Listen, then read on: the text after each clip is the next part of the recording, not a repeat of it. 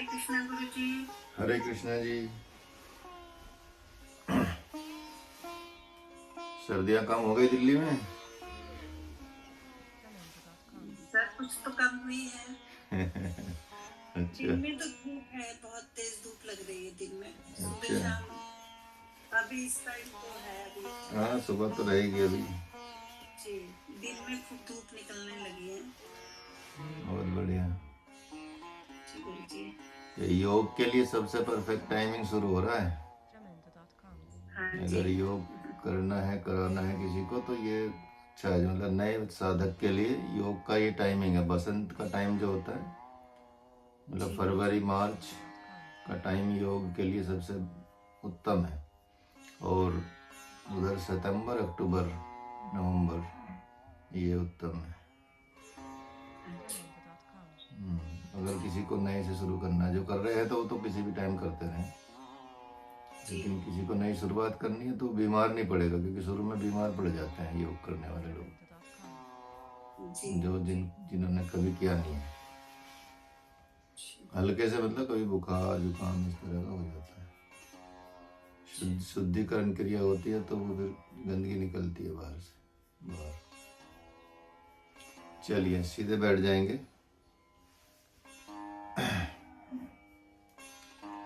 अभी एक भजन भेजा मैंने व्हाट्सएप पे, तो वो भी आप लोग कभी कभी गा सकते हैं। ठीक है, आप देख लीजिएगा उसको आप लोग। धन्यवाद गुरु जी। राम नाम के साबुन से जो मन का मैल मिटाएगा, निर्मल मन के साबुन से।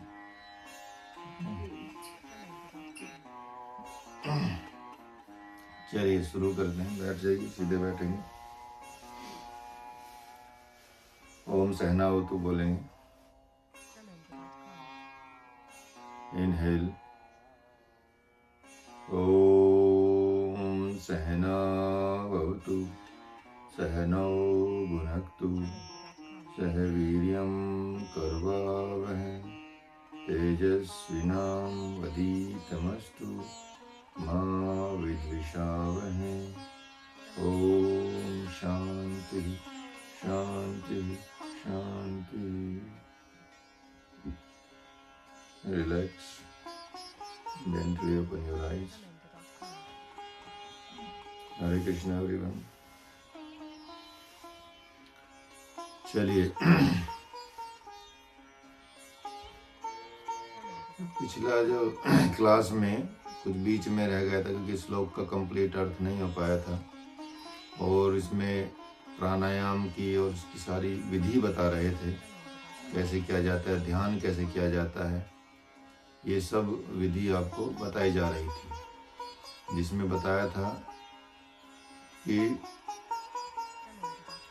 जब कुंडलिनी शक्ति जागती है और उसे कई बार शरीर जो है अपना वो पचा नहीं पाता। कोई भी सिद्धि हो या कोई भी आपका योग की क्रिया हो, कोई भी भक्ति हो या जो भगवान को प्राप्त करने की कोई भी जो साधन बताए गए हैं शास्त्रों में, आप देखेंगे कि उनका एक बहुत बड़ा नियम ये होता है कि आपको बहुत ही पवित्रता के साथ, मतलब आपको बहुत ही शुद्धि के साथ, बहुत ही पवित्रता के साथ, बहुत ही सात्विक जीवन के साथ, सात्विक दिनचर्या के साथ, सात्विक खान पान, सात्विक रहन सहन, सात्विक वार्तालाप, सात्विक विचार और सात्विक वस्त्रों का, सात्विक जीवन शैली को अपनाना पड़ता है। यदि कहीं भी थोड़ी भी चूक होती है तो एक तो टाइम बढ़ जाएगा आपका सिद्धियां प्राप्त करने का, या कह सकते हैं कि सिद्धि भी यदि कोई नहीं प्राप्त करना चाहता, भगवान प्राप्त करने का टाइम बढ़ जाता है। इसलिए जितनी पवित्रता के साथ, जितनी शुद्धि के साथ और जितनी सात्विकता के साथ यदि कोई आप, चाहे वो भक्ति योग कर रहे हों, ध्यान योग कर रहे हों, अष्टांग योग से जाना चाह रहे हों, यम नियम का पालन कर रहे हों, या कोई भी ऐसा जो विधि है, जो साधन है ईश्वर प्राप्ति के, उनमें ये पवित्रता बहुत जरूरी है। तो जब हम थोड़ा सा भी काम कोई करते हैं तो कितने, हम सिर्फ व्रत ही रखते हैं तो कितना पवित्रता अपनाते हैं। जब हम कहीं कोई ऐसे व्यक्ति से मिलने जाते हैं जो संत हों, या कोई ऐसे मंदिर में जाते हैं, तब भी हम कितना पवित्रता के साथ प्रवेश करते हैं। तो सोचिए, यदि हम भगवान को प्राप्त करना चाह रहे हों तो हमको कितनी शुद्धता और कितनी पवित्रता और कितनी सात्विकता को अपनाना पड़ेगा। मतलब इस तरह जैसे क्रिस्टल क्लियर एकदम अमृत होता है या गंगा जल होता है, या कोई मतलब इस तरह का, हमको थोड़ा सा भी यदि उसमें तिनका भी डल जाता तो दिखता है।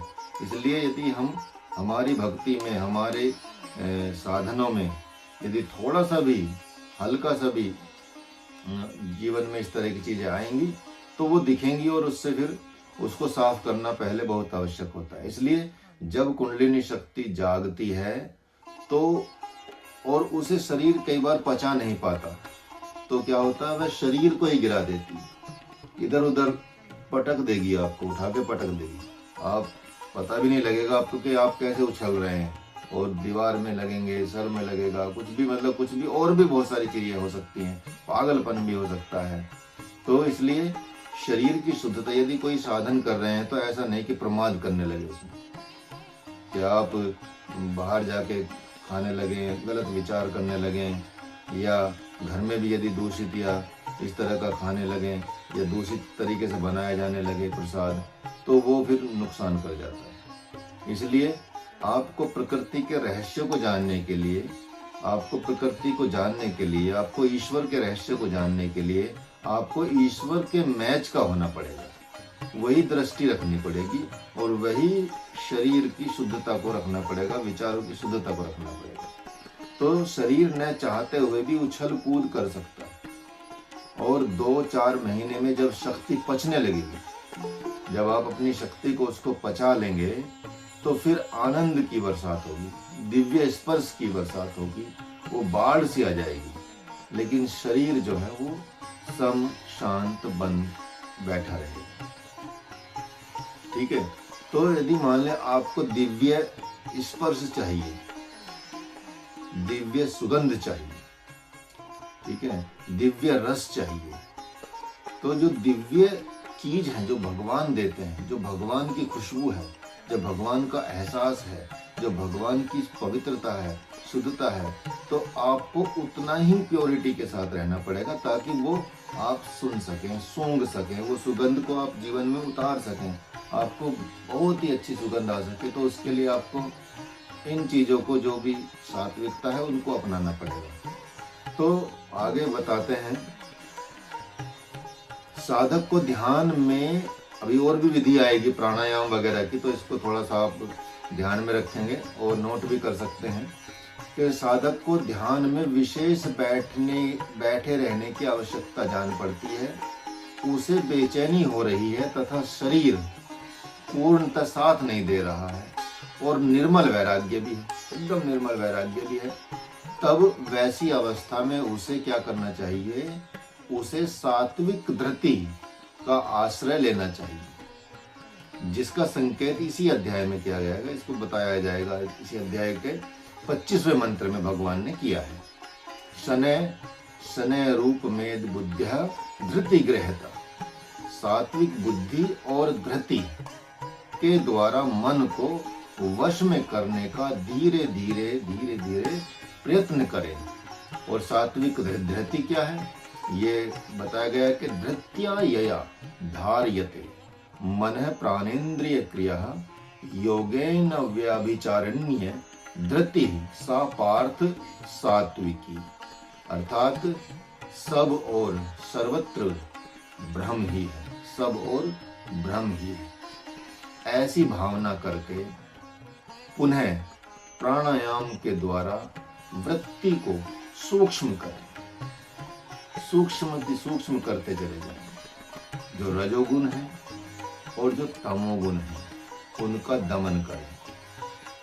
पहले सर्वप्रथम करना क्या है, सर्वप्रथम ध्यान दे कि सर्वप्रथम नाड़ी शोधन करके जो ईड़ा और पिंगला नाड़ी है आपकी, मतलब चंद्र नाड़ी, सूर्य नाड़ी अर्थात दायां स्वर और बायां स्वर।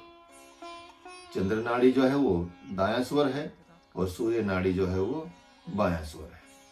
तो इन दोनों नाड़ियों को अपने अनुसार चलाकर सुषुम्ना को जागृत करें। जब आपका इतना प्रयास हो जाएगा, इतना कह सकते हैं अभ्यास हो जाएगा कि आप नाड़ी शोधन करते करते पहले तो हाथ से चलाएंगे कि मैं हाथ से लेफ्ट नाड़ी मतलब चला रहा हूँ या राइट नाड़ी चला रही हूँ।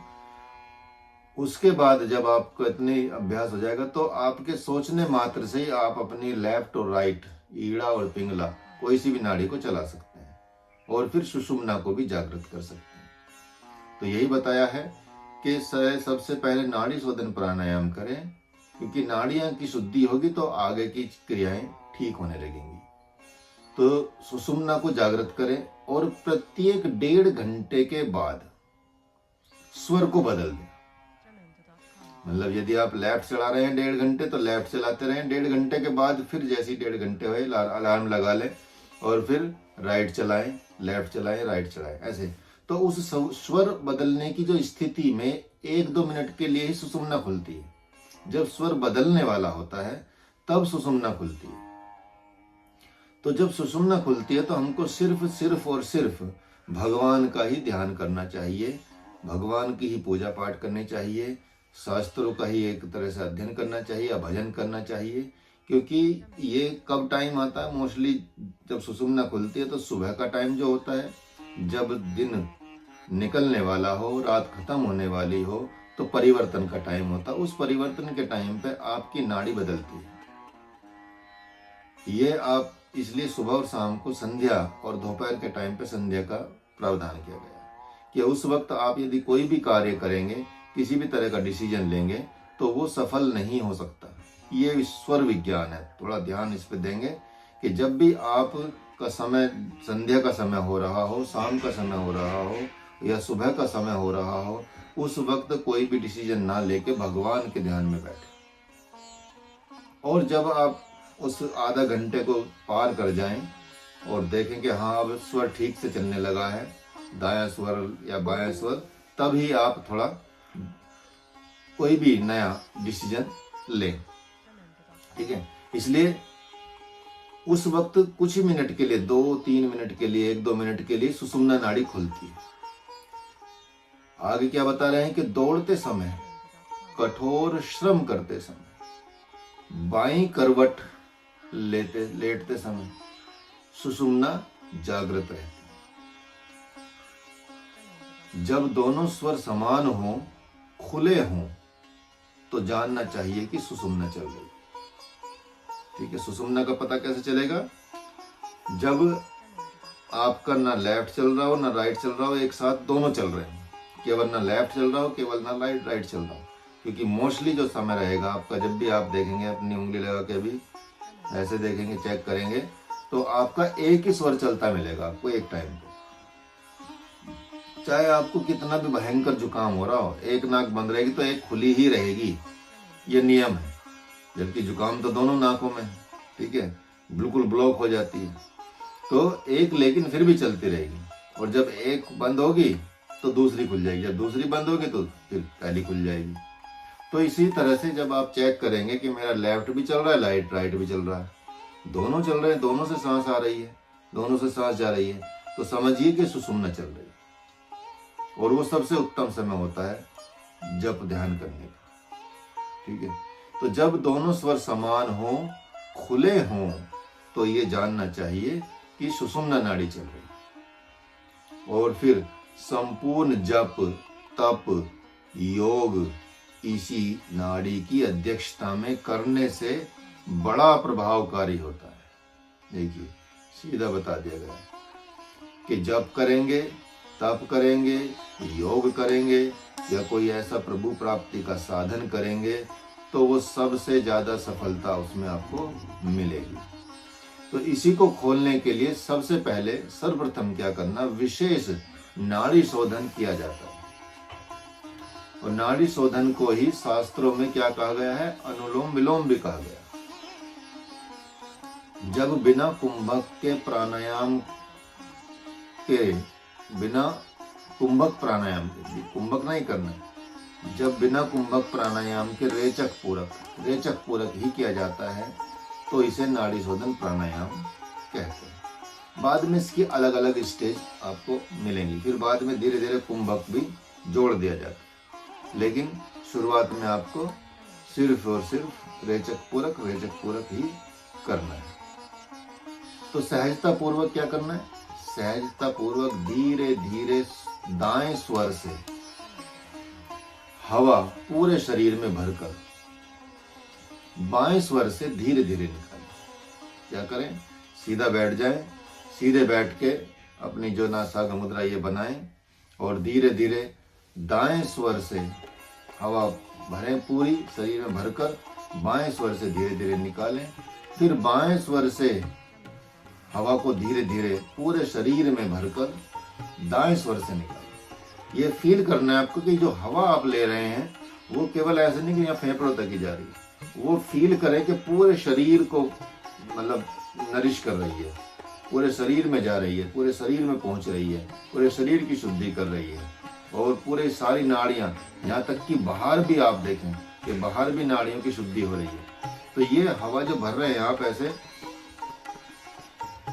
तो पूरा का पूरा पहुंचे कि यहाँ बिल्कुल नाखून से लेके चोटी तक, पैरों के नाखून से लेके चोटी तक पूरे शरीर में आपने हवा भर ली है और ये ऑक्सीजन भर लिया, ये प्राण भर लिया है आपने, और वो फिर धीरे धीरे उसको निकालना है। ठीक है, तो इस प्रकार क्या होगा? इस प्रकार यह एक नाड़ी शोधन प्राणायाम माना जाएगा।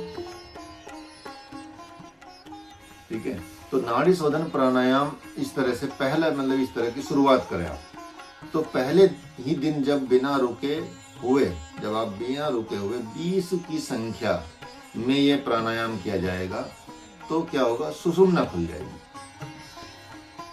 तो यदि आपको सुषुम्ना अपने आप खोलनी है, जागृत में खोलनी है, अपने आप तो खुलती है, लेकिन यदि आपको खुद खोलनी है तो अपने अनुसार चलानी है, तो आपको ये वाला प्राणायाम करना पड़ेगा, नाड़ी शोधन प्राणायाम की ये वाली स्थिति कि पूरा लेफ्ट से या राइट से ले और पूरे शरीर में पहुंचाएं उसको, प्राण को, और फिर पूरे शरीर से प्राण को निकालें और फिर इसी तरह के 20 नाड़ी शोधन प्राणायाम करें तो धीरे धीरे आपकी जो सुषुम्ना नाड़ी है वो खुल जाएगी। फिर क्या हो? उसी अवस्था में अब करना क्या है? अब रेचक पूरक और कुंभक प्राणायाम करना। जब सुषुम्ना खुल जाएगी तो रेचक पूरक और कुंभक भी प्राणायाम, कुंभक भी उसमें ऐड कर लेना है। कैसे करना है उसकी विधि भी बताते हैं। करना क्या है?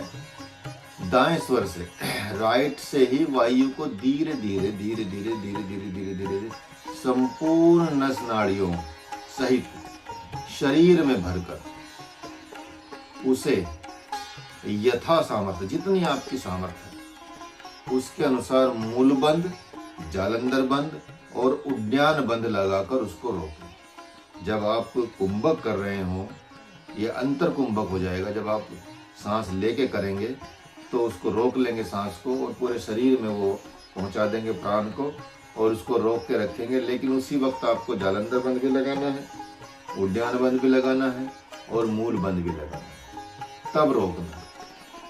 और जब कब तक रोकना है? जब मन घबराए, मन घबराहट से होने लगे, सांस रुक गई है जैसे, तब पुनः उसे बाएं स्वर से धीरे धीरे धीरे धीरे निकाल और फिर बिना रुके, फिर पुनः बिना रुके हुए बाएं स्वर से वायु को भरकर, अब पहले दाएं से भरा फिर बाएं से भरकर उसी तरह यथा सामर्थ्य पेट छाती में रोक कर धीरे धीरे धीरे धीरे दाएं स्वर से पूरी वायु को निकाल। तो इस प्रकार बिना रुके हुए 5 आवृत्ति करें।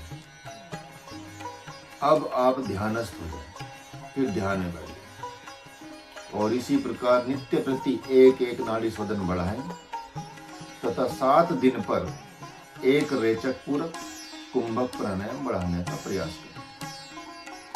इस प्रक्रिया को करते हुए जब 3 महीने में नाड़ी शोधन की 100 संख्या हो जाएगी तो प्रत्येक 7 दिन पर बढ़ाया जाने वाला रेचक पूरक और कुंभक प्राणायाम लगभग 20-21 की संख्या में पहुंच जाएगा। अब ऐसी अवस्था में क्या होगा, ऐसी अवस्था में नाड़ी शोधन को पुनः हर रोज 5 की संख्या में घटाना।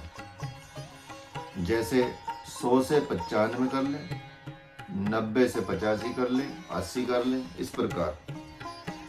तो इस प्रकार पुनः 10 की संख्या में लाकर इसे करते रहें और रेचक, पूरक और कुंभक पहले की तरह चलते रहने दें।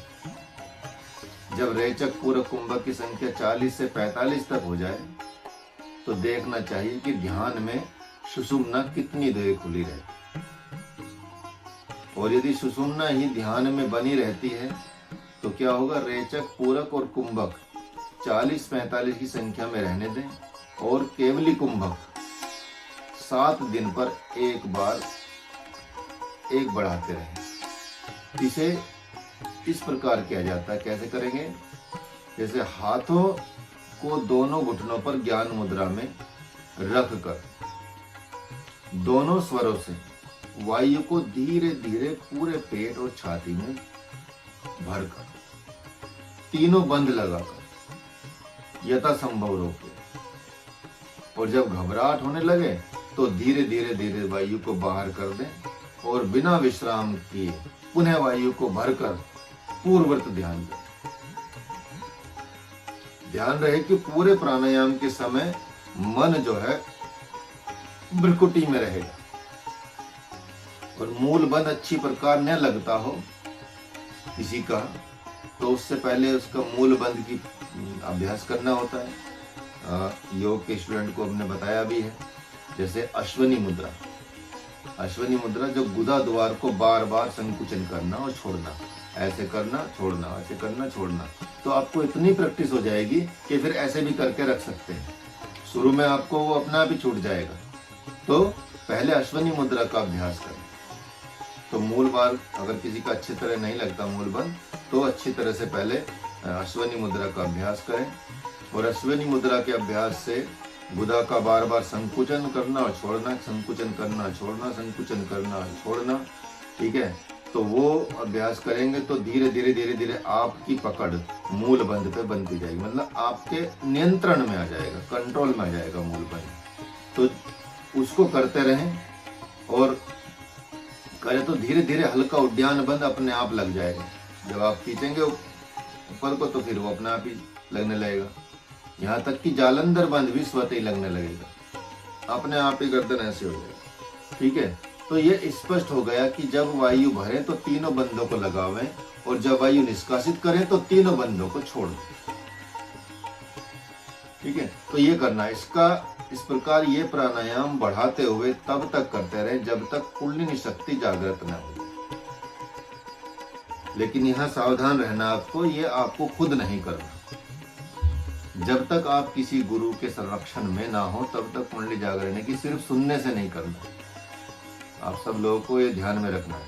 सिर्फ मेरे बताने से कि मैं बता रहा हूँ, पढ़ा रहा हूँ या कुछ भी कर रहा हूँ, तो यदि साथ में रह के या किसी डायरेक्शन में करोगे तो ही कर पाएंगे, अदरवाइज नुकसान हो जाएगा कि कहीं ना कहीं आपसे चूक हो जाएगी शुद्धता में और अपवित्रता हो जाएगी। यहाँ तक कि पजामा नहीं पहनना होता, सूट सलवार नहीं पहनना होता, साड़ी पहन के रखना होता है, ठीक है, या लहंगा पहन के रखना होता है पूरे काल में, ठीक है।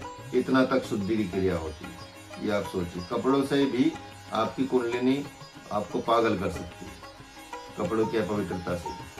सात्विक खाना होता है, उसी तरह की दिनचर्या को चलाना होता है, ध्यान में बैठना होता है घंटों घंटों, तो तब आपका ये पचने लगेगी, अदरवाइज नुकसान कर देती है। इसलिए बड़ी पवित्रता के साथ, बड़ी शुद्धता के साथ। लहसुन प्याज का तो मतलब ही नहीं होता। लहसुन प्याज तो जितना खाओगे उतना प्रभु से दूर जाओगे। हालांकि ये औषधि है, गृहस्थों में चलती है, ऐसी बात नहीं है, लेकिन संत नहीं करते इन चीज़ों को। जो साधु संत होते हैं वो कभी नहीं खाते ऐसी चीज़ें, इसलिए वो बहुत पवित्रता का ध्यान रखते हैं। लेकिन गृहस्थ में तो क्योंकि औषधियों का रूप भी होता है तो वो औषधि के रूप में मानी जा सकती है, ठीक है। लेकिन ऑब्सेशन ना हो, अगर छोड़ना भी पड़ जाए तो छोड़ दें, कोई दिक्कत। जैसे नवरात्रों में छोड़ते हैं, क्यों छोड़ते हैं? इसी का तो यही तो कारण है कि यदि आपने इस तरह की चीज़ें खानी शुरू की तो वो उल्टा पड़ जाएगा आपका नवरात्रा भी, लाभ की जगह हानि करेगा, ये सोचिए। तो इसलिए वहाँ पे उस टाइम पे जो जो चीज़ें यूज नहीं होती, जैसे सरसों का तेल यूज नहीं होता, लहसुन प्याज यूज नहीं होते, ठीक है, इस तरह की बहुत सारी चीज़ें हैं जो उसमें हल्दी जैसे यूज नहीं होती, तो वो सारी चीज़ें प्रयोग करते हैं उस साधना काल में, यदि आपकी कुंडलिनी शक्ति जागृत है।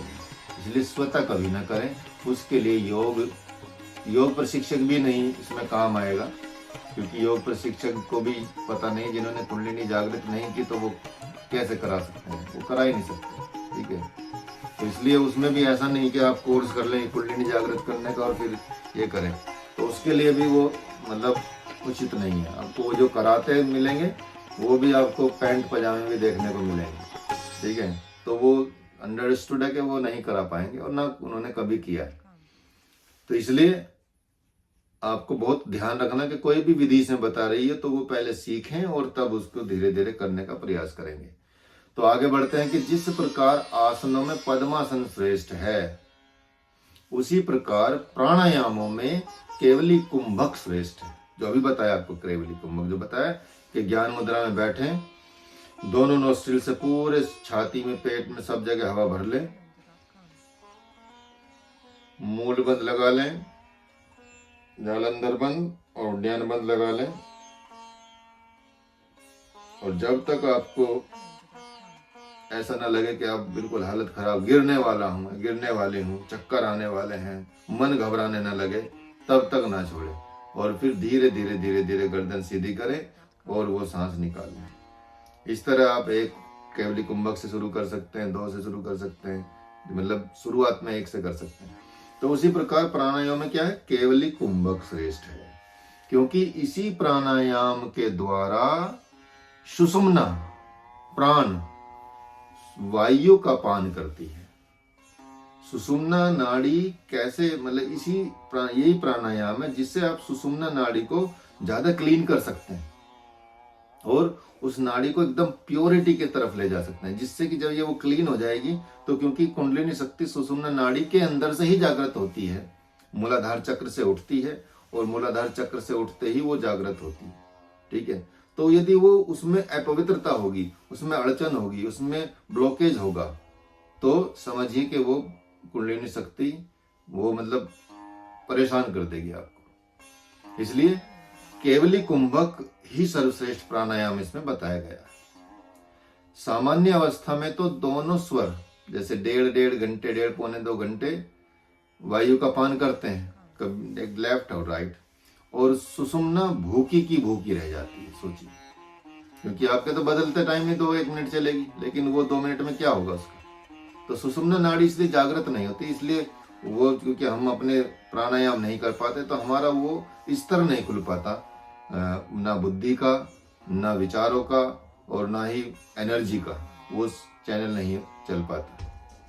यहाँ तक कि आप देखेंगे कि जो योगी लोग होते हैं उनमें ऐसा नहीं कि कुछ कमी पाई जाती हो, जबकि काम वो खाते भी नहीं है, कई बार एक ही बार भोजन करते हैं, कई बार अलग अलग तरह के चंद्रायन व्रत करते हैं, तो वो मतलब और भूखे भी रह लेते हैं, लेकिन प्राण से ही, सुषुम्ना नाड़ी से ही वो, या कह सकते हैं प्राणायाम से वो प्रकृति से ही सारे चीजें ले लेते हैं, उनमें किसी चीज की कमी पाई नहीं जाती।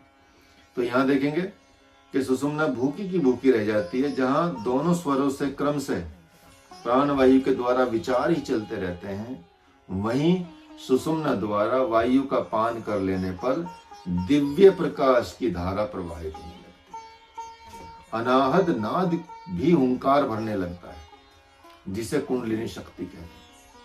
यह नाभि से गुदा का स्पर्श करती हुई मेरुदंड के ठीक मध्य में वक्राकार सर्पाकृति की भांति सिर के पिछले भाग से गमन करती हुई ब्रह्मरंध्र का स्पर्श करते हुए भ्रू मध्य तक आकर मानो सोई हुई सी है। जिस प्रकार सर्प को छेड़े देने से फुफकारते हुए खड़ा हो जाता है, उसी प्रकार, ठीक उसी प्रकार भ्रू मध्य में मन को केंद्रित कर प्राणायाम करने पर यह शक्ति प्रकाश और नाद उगलती हुई प्रकट हो जाती है। यहाँ साधक सावधान रहे कि इस संपूर्ण ध्यान योग में शरीर अचल, जिससे प्राणवायु शरीर के रोम रोम में पहुंचकर सोई हुई शक्ति को वैसे ही जगाए जैसे फूंक फूंक कर अग्नि को प्रज्वलित किया जाता है। जिस प्रकार वैश्वानर अग्नि देवता जल के द्वारा भोजन का मंथन करके संपूर्ण धातुओं को अलग अलग कर उसके नियत स्थान तक पहुंचा देता है, वैसे ही प्राण वायु भी शरीर सहित 10 इंद्रियों और स्थूल चक्रों का मंथन करके शक्ति को ऊर्ध्वगामी बना देता है। इसमें यह भी ध्यान रखना है कि यदि 1 घंटा प्राणायाम लगता है, 1 घंटा प्राणायाम में लगता है, तो 3 घंटे बिना प्राणायाम का ध्यान होगा। ठीक है, तभी वायु भी पचेगी, अन्यथा शारीरिक हानि हो जाएगी। यदि आप 1 घंटे प्राणायाम कर रहे हैं तो लगभग 3 घंटा आपको ध्यान करना होगा। इसी प्रकार यदि 2 घंटे प्राणायाम कर रहे हैं तो 5 से 6 घंटे ध्यान में करना होगा। और 3 घंटे प्राणायाम में लगता है यदि आपको, तो 9 घंटे, 10 घंटे, 12 घंटे ध्यान करना होगा, किया जाना चाहिए। तभी ये शक्ति पचेगी आपको, अदरवाइज शक्ति पचने में बहुत दिक्कत होगी। तो जिन्हें बहुत ही बेचैनी है, कोई रास्ता नहीं मिल रहा है, तो 10 दिन तक 40-45 मिनट सवेरे और आधा घंटा शाम बड़े जोरों से लंबी लंबी गहरी सांस लेते हुए भस्त्रिका प्राणायाम करने से अनाहद नाद भी खुल जाता है और उसी नाद को सुनते सुनते ध्यानावस्था हो जाती है। तो आपको बृहस्पति का प्राणायाम भी कर सकते हैं और फिर ध्यान की अवस्था में पहुंच सकते हैं। तो ये सारा जो बेसिकली ये आत्म संयम योग या कह सकते हैं ध्यान योग का जो अध्याय है, इसमें सारी विधि ध्यान की बताई गई है। तो कई विधियों में से आप कोई भी विधि को अपना सकते हैं और फिर आपको अलग अलग प्रकाश दिखाई देंगे जिनको आप आगे भी समझ सकते हैं। फिर आगे बताते हैं कि जैसे कुछ और इसमें पतझड़ होते हुए भी सभी देखते हैं। अब इसमें देखेंगे कितना गूढ़ता के साथ रहस्य खोला गया है। जब पतझड़ होती है तो उसको सब लोग देखते हैं कि हाँ पत्ते झड़ रहे हैं, सब पत्ते, कोई पहले गिरता है कोई बाद में गिरता है। देखेंगे बसंत ऋतु का आगमन हुआ है नहीं कि पेड़ पुराने पत्तों को छोड़ना शुरू कर देते। पीपल के पेड़ को ही देखा जाए तो लगभग संक्रांति से पतझड़ होना प्रारंभ हो जाता है और होली तक एक एक पत्ता गिरते हुए सारे के सारे पत्ते गिर जाते हैं। इसके बाद केवल पेड़ ठूंठ जैसा दिखाई देता है, बाहर से लगता है कि पेड़ सूख गया, लेकिन भीतर ही भीतर वह नए जीवन की तैयारी करता है और 15 दिन में पेड़ नए पत्तों से एक साथ लहला उठता है, भर जाता है। एक साथ का तात्पर्य है कि 10-15 दिन में ही पेड़ संपूर्ण पत्तों से भर जाता है। तो यहाँ आश्चर्य क्या है? आश्चर्य की बात यह है कि जिस टहनी पर डालियों से 2 महीने, 1.5 महीने और 15 दिन पहले पत्ते गिरते हैं, मतलब अलग अलग टाइम पे गिरते हैं, कोई 1.5 महीने पहले गिरा, 2 महीने पहले गिरा, 3 महीने पहले गिरा, उन सारी टहनियों डालियों में एक ही साथ कोंपले निकलती है। ऐसा नहीं कि गिर गया, जो गिर गया उसमें निकल जाएगी, फिर गिर गया और उसमें निकल जाएगी, ऐसा नहीं। लेकिन प्रकृति का रहस्य यह है कि उनमें सब में एक साथ फिर टहनियां निकलने लगती है। तो ये पेड़ की प्रतीक्षा और धैर्य का अपने आप में एक अनूठा उदाहरण है। उसी प्रकार साधक के हृदय में भी मैं शरीर हूं, यह क्षुद्र भाव रूपी पेड़ बहुत विशाल रूप धारण कर लिया होता है, जिसमें मैं, तू, तेरा, मेरा, काम, क्रोध, लोभ, मोह, ममता, छल, कपट आदि ये पत्ते लगे हुए हैं। और जब भगवान कृपा से मैं शरीर नहीं हूं बल्कि शुद्ध साक्षी चेतन आत्मा हूं, ऐसे दिव्य भाव रूप बसंत ऋतु का आगमन होता है, तो मैं, तू, मेरे, तेरे, काम, क्रोध आदि दोष रूपी पत्ते हर रोज ध्यान अवस्था में एक एक करके मानस पटल पर आ जाते हैं, आकर झड़ते रहते हैं और गिरते रहते हैं। साधक भ्रमवश समझता है कि विचार आ रहे हैं, जबकि जिस मन के द्वारा विचार रूप पत्ते प्रकट होते हैं उसी मन से वे गिरते भी। इसलिए साधक पेड़ की तरह धैर्यवान होकर इन विचार रूपी पत्तों को गिरने दें। 10-12 महीने होते होते वह देखेगा कि विचार अति सूक्ष्म हो गए, अब बाधा नहीं बन रहे, और ये आभास हो गया कि मैं निर्विकार आत्मा हूं। और ऐसा भाव रूप दिव्य वृक्ष जो पूर्व के क्षुद्र भाव की जगह खड़ा हो गया था, अब विशाल हो गया तथा पूर्व के माया में वृक्ष को निष्क्रिय कर दिया, और उस दिव्य पेड़ में दिव्य अनुभूति रूप कोपलें एक साथ प्रकट हुए तथा कुछ ही महीनों में वे कोपलें दिव्य पत्तों का रूप लेकर चाहे जिस प्राणी पदार्थों से दिव्य ज्ञान रूप प्रकाश का पान कर रही हो या पी रही हो, इसी प्रकार कुछ ही वर्षों में उस दिव्य पेड़ में संपूर्ण वृत्तियों का त्याग रूपी फूल लगता है, और उसके उपरांत आत्मज्ञान रूपी फल की प्राप्ति हो जाती है। फिर उसको आत्मज्ञान हो जाता है, उसको ब्रह्म ज्ञान भी फिर धीरे धीरे इसी अवस्था में चलता रहेगा, तो ब्रह्म ज्ञान भी हो जाएगा।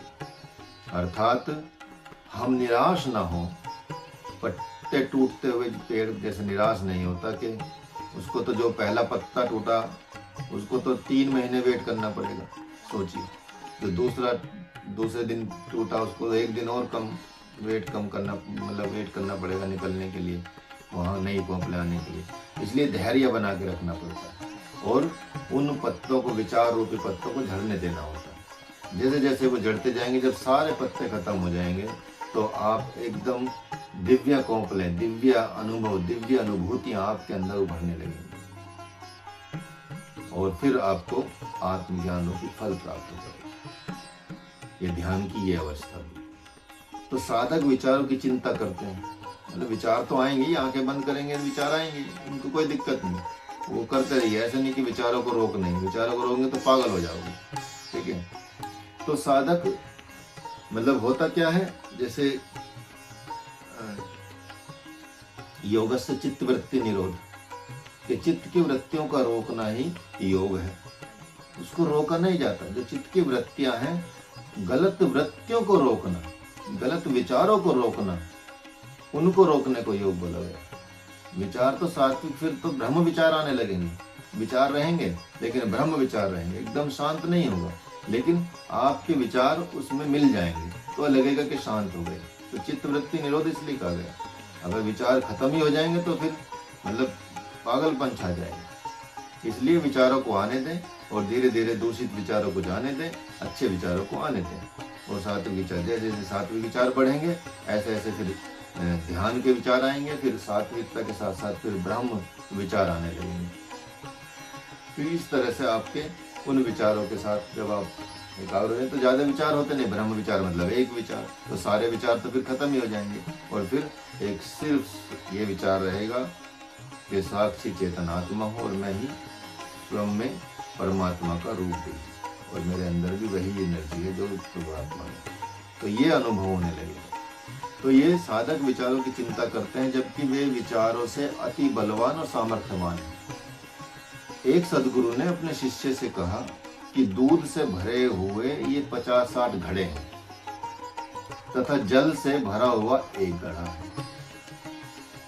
अब इस जल से भरे हुए घड़े से बिना जल को निकाले दूध वाले घड़े से इनमें दूध भर दो, लेकिन ध्यान रहे कि जल वाले घड़े में एकमात्र दूध ही रहे, एक बूंद भी जल न रहे। तो सारे शिष्यों के मौन रहने पर एक भगवत कृपा प्राप्त शिष्य ने दूध से भरे हुए घड़े को जल से भरे हुए घड़े में उड़ेलना प्रारंभ किया।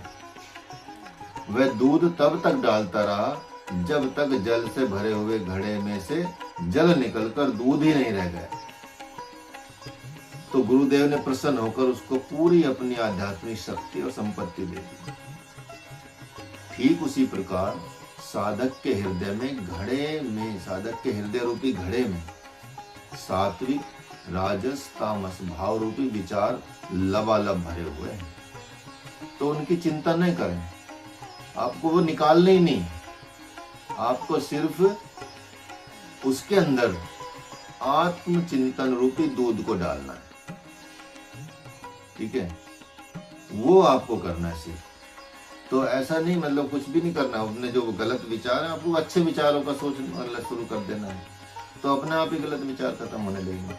तो पहली अवस्था में पूर्व के विचारों के साथ साथ ये आत्मचिंतन भी मिश्रित होकर बहता जाएगा, जैसे दूध पानी के साथ बहता गया, लेकिन बाद में शुद्ध दूध बच गया, भर गया उसमें। तो लगेगा कि यह क्या हो रहा है। जैसे जैसे आप जब तब ध्यान में बैठते हैं वैसे विचारों का प्रभाव चल पड़ता है, मानो विचारों की कोई सेना आक्रमण कर रही है। किंतु जब साधक साहस, उत्साह और धैर्य के साथ आत्मचिंतन करना नहीं छोड़ता, तो कालांतर में भीतर बाहर से आत्मचिंतन ही स्वयं से प्रकट होंगे। हालांकि आप ध्यान देंगे कि इस प्रक्रिया में लंबा काल लग जाता है, क्योंकि राजस तामस विचारों का स्रोत जो है वो कहाँ है, मूलाधार चक्र से लेकर विशुद्धि चक्र तक फैला हुआ है। उसके उपरांत तो जैसे प्रारंभिक चरण में राजस तामस विचार बलात् आते हैं, वैसे ही दिव्य तेजों में समाधियां हठात आएंगी, जिन्हें संकल्प से हटाकर आत्म रूप में ही रहना है। जैसे ही आपके ये विचार खत्म हो गए विशुद्धि तक के, और जैसे ही आप यहाँ पहुंचेंगे आप ठाड़ाई चक्र पे, आज्ञा चक्र पे, तो आपके अंदर ज्योति में समाधियां आने लगेंगी, सिद्धियां आने लगेंगी। तो उसको भी आप स्वीकार ना करते हुए आत्म स्वरूप में ही स्थित रहेंगे। तो पुनः फिर मंत्र में प्रथम बार एक बार दृष्टिपात करें, जिससे बहुत सारे प्रश्नों का समाधान हो जाएगा। योगी युंजीत सतत मानात्मनम रहसी स्थित एकाकी यत चित्तात्मा निराशय परिग्रह। इस मंत्र में 5 पद है। पहला है वह अकेला रहे, दूसरा जीते हुए मन वाला हो, तीसरा किसी से कुछ न कहे, चौथा अपने पास कुछ न रखे, पांचवा अपने आत्मा को सदा परमात्मा में लगावे। इसको इस प्रकार भी देखें कि एकाकी यत चित्तात्मा, निराशी, अपरिग्रह और योगी सततमात्मनः युंजीत। तो इस तरह की विधि को अपनाकर आप आगे बढ़ सकते हैं, ध्यान में आप पारंगत हो सकते हैं। तो यहाँ आगे बताते हैं कि योगो भवति दुखा, संपूर्ण दुखों का नाश करने वाला यह ध्यान योग तो आध्यात्मिक तन, मन, वचन और हृदय आदि के द्वारा संपन्न होता है, सिद्ध होता है।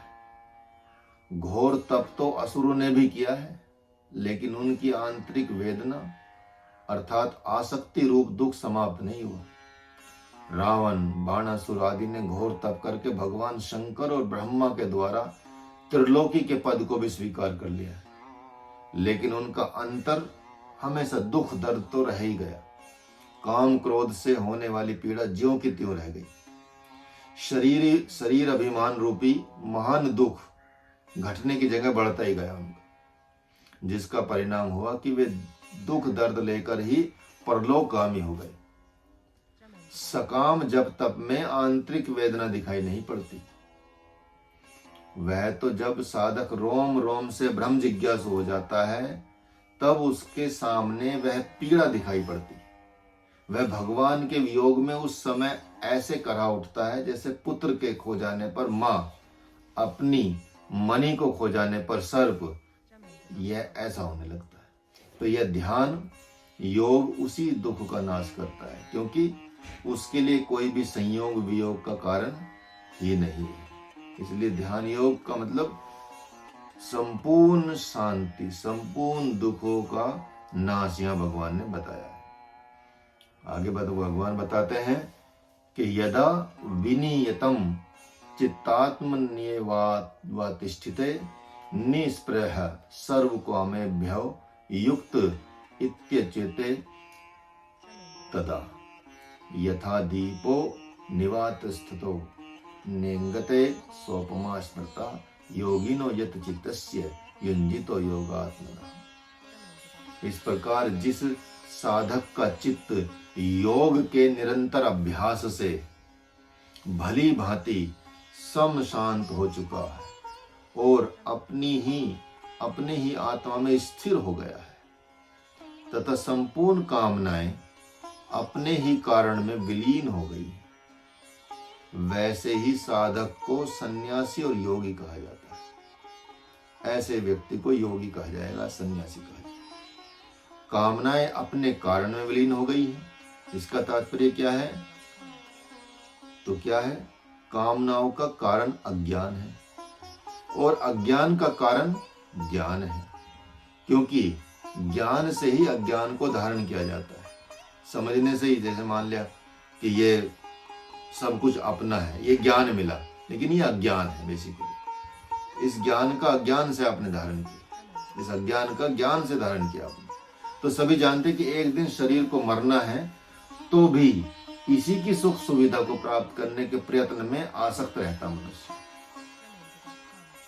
वे यह जानते ही नहीं कि मैं कौन हूं, कहां से आया हूं, कहां जाऊंगा। यह सत्य जानकारी होते हुए भी असत्य कामनाओं को धारण कर रहे हैं। लेकिन जब साधक ध्यान योग के द्वारा ज्ञान अज्ञान से भली भांति मुक्त हो जाता है, तो उस समय संपूर्ण कामनाओं का अंत होकर एकमात्र अपने स्वरूप की स्थिति बनी रह जाती। सोचिए, तो ऐसे ब्रह्म के अभिमुख हुए चित्त वाले साधक की स्थिति क्या होती है, उसके विषय में भगवान कहते हैं कि जिस प्रकार वायु रहित स्थान में जलती हुई दीपक की लो में हलन चलन से रहित होकर ऊपर की ओर सम शांत बनी रहती है, ठीक यही उपमा साधक के ब्रह्ममय चित्त के लिए दी जाती है।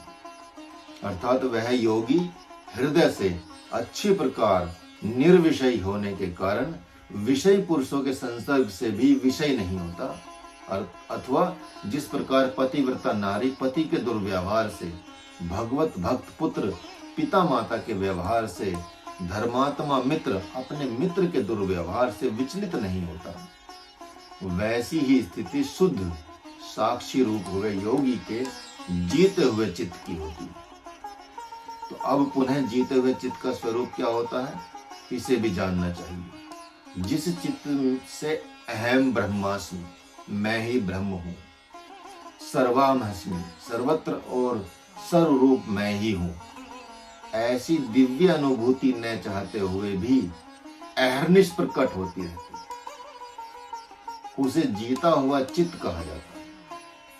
कहीं ऐसा तो नहीं कि ऐसी अनुभूति को प्राप्त कर सम शांत चित्त हो जाने के कारण वह जड़वत हो जाता है। तो इस पर भगवान कहते हैं कि नहीं, वह जड़वत नहीं होता, ऐसी बात है ही नहीं। बात क्या है फिर? बात यह है, यत्रो परमते चित्तम निरुद्धम योग सेवया, यत्र चैवात्मानात्मनम पश्यन्नात्मनि तुष्य, सुख मात्यंतिकम यत् बुद्धि ग्रहमतीन्द्रियम वेत्ति यत्र न चैवायम स्थिर चलति तत्वतः, यह लब्ध्वा चापरम लाभम मन्यते नाधिकम ततः, यस्मनि स्थितो न दुखेन गुरुणापि विचाल्यते, तम विद्याद दुख संयोग वियोगम योग संगीतम च निश्चयन योग व्यक्त्यो योग निर्वण चेतसा। अहर्निश ध्यान योग में रहने से, अज्ञानात्मक चित्त के ज्ञान रूप हो जाने से, आध्यात्मिक बुद्धि के द्वारा अपने आत्म रूप में ही अत्यंत संतुष्ट होता रहता है। भले ही उसके सुख की कल्पना आम लोगों की कल्पना के बाहर है, किंतु वह ब्रह्मनाद में निमग्न रहता है, जिस कारण से वह अपने स्वरूप से विचलित होता ही नहीं। यहाँ बताया गया कि सुख मात्यंतिकम यतद, वह परमानंद जिसे आत्यंतिक सुख कहा गया है, जिसे सर्वोपरि सुख कहा गया है, परम बुद्धि के द्वारा ग्रहण किया जाता है।